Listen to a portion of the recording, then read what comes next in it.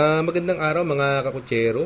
Ito na naman po ang inyong lingkod na si Jigs na magbibigay sa inyo ng giya ngayong araw ng Biyernes. Ngayon po ay August 30 at malapit na naman ang Ber. Malapit ng sumenya si Jose Marichan.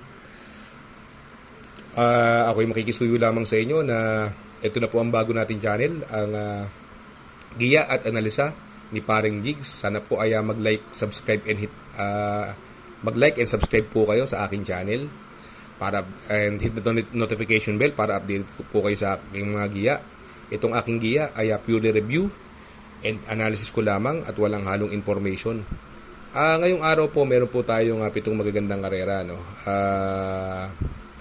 Ang karera po ay magsisimula ng alas 5 ng hapon. Simulan na po natin. Race number 1. Dito po, magsisimula ang winner take all. Pilracom rating based handicap system race. Class 5, 5 split, racer. Distance is 1200 meters. Dito may 6 na kalahok, no? Kung mapapansin po natin dito, ang mga mabibilis po dyan, yung Chase the Gold, sakay ni Marlon Cañete. Pwedeng humabol sa kanya, si Ice on Sunrise at si Angel's Crown. Pero ito, mababa sa laban, no? Talagang magaling tong apprentice na to lalo na pagkadihado yung JC De La Cruz, mahusay na hinete yan. At yung sasakyan niya ngayon mababa sa laban, yung Victorious Passion. Kaya ang pili ko po yung numero 4 Victorious Passion, baka madaan sa Buenas to. Ang panigundo ko yung numero 5 na si Ice on Sunrise. Sa race number 2, dito po magsisimula ang pick 6. Pilracom rating based handicap system race, class 5, 6 to 10 split. 1400 meters is the journey. Dito po may 10 kalahok but 9 in numbers. May coupled entry po tayo dito. Yung numero 3, Cool Mom, coupled with Bantay Sarado. Dito possible scenario po. No? Ang nakikita ko pong mabilis dito sa karerang ito, yung Mr. Aldrich at saka si Bonnie Avenue. Kung makukuha ka agad ni Bonnie Avenue ang unahan, ay may tsamba po yan. At gamay na gamay po ni Lester De Jesus yan. No? Pero syempre ako, pili ko po rito. Doon ako sa pwedeng malyamadong numero 3 na si Cool Mom. At coupled with Bantay Sarado, pares may panalo po yan. Ang tingin kong pwedeng makalaban dyan, yung mababa sa laban ng Mandatum, nasasakyan ni Rico Susun. Pero isasama kong pandihado, numero 9, si Bonnie Avenue. Kaya dito sa race number 2, pili ko po dyan. Dahil mahaba ang distansya. Numero 3, Cool Mom, coupled with Bantay Sarado. Panigundo, numero 6, Mandatum. Alamin lang po yung balita sa connection. At kasama kong pandiyado, numero 9, Bonnie Avenue. Sa race number 3, dito po, magsisimula ang ating pick 5. Pilracom rating based handicap system race. Class 5, 6 to 10 split. Distance is 1400 meters. Dito may 10 kalahok, no? Dito tingin ko may mga panalo. Yung instant notice, napupunto po yan. Ang galing ng panalo nakaraan yan. Nasa kinin Noel Lunar. Yung numero 5, within reach. Sa tingin ko, ito ang mauna sa karerang ito. Yung Paisa. Ito, ang galing kay JR De Ocampo. Ang ganda rin ng convincing din ng panalo nitong Paisa. Sa tingin ko, hindi nalulusot sa tatlo to. Kaya dito sa race number 3, ang pili ko po, numero 5, within reach. Baka makasolo ere. Panigundo, numero 4, instant notice, napupunto. At isasama ko pandiyado, numero 8, Paisa, isa pang napupuntong kabayo. Sa race number 4, dito po, magsisimula ang pick 4. Pilracom rating based handicap system race, class 5, 11 to 15 split.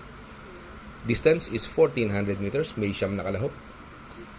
Dito, possible scenario dito, no? Itong ganda ng panalo na karaan ito, although mag-aang yung labanan, pero yung preba rin niya, pwede rin makachamba. Yung Windstorm, no? Siya mauna rito. Ang tingin kong pwedeng bumuliglig sa kanya, real equity, kaya lang minsan masama lumundag yan. Kung mauna si Windstorm dito, yan ang pwedeng bumuliglig, real equity, at saka yung numero 9, Don Pedro. Kung sakali magkakaroon ng lutsahan, dito, napipili ko po dyan, yung numero 8, Malabon King. Yan si JR De Ocampo, hindi nawawala ng panalo sa kada isang linggo yan magaling na hiniti talaga tong bata na to, si JR De Ocampo, at gamay niya po yan si Malabon King.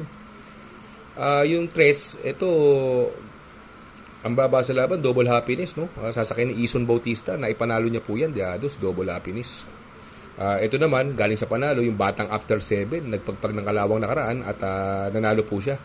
Kaya dito sa race number 4, pili ko po, tatlo po ako dito. Numero 8, Malabon King. Parigudo, numero 3, Double Happiness. At sasama kong pandiado, yung numero 1, si batang after 7. Sa race number 5, Pilracom Rating Based Handicap System Race, Class 4, 16 to 21 split. Distance is 1,400 meters. Dito may labigi sa kalahok but 10 in numbers dahil may coupled entry tayo. Andiyan yung numero 3 na si Veterano, coupled with Noble Touch.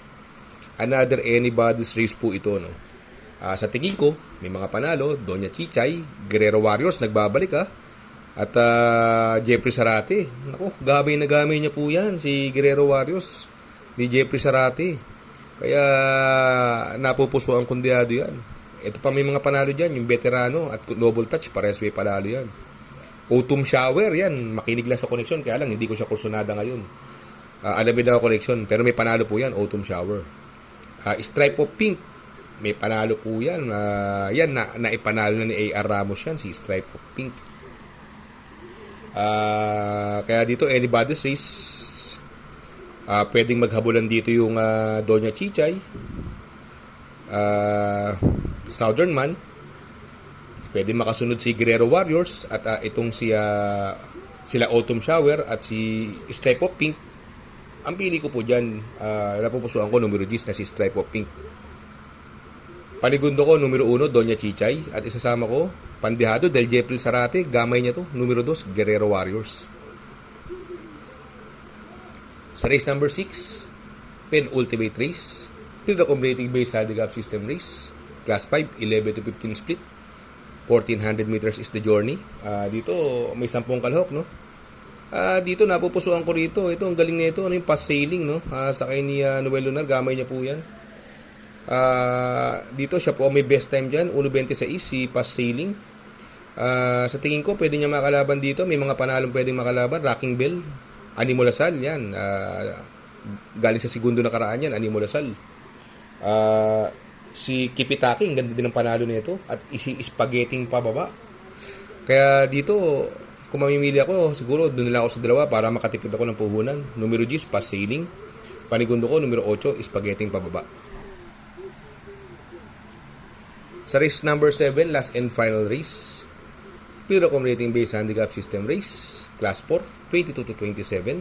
Distance is 1,400 meters. May 13 kalahok dito, no? Dito sa kaya lang ito, yung uno, no?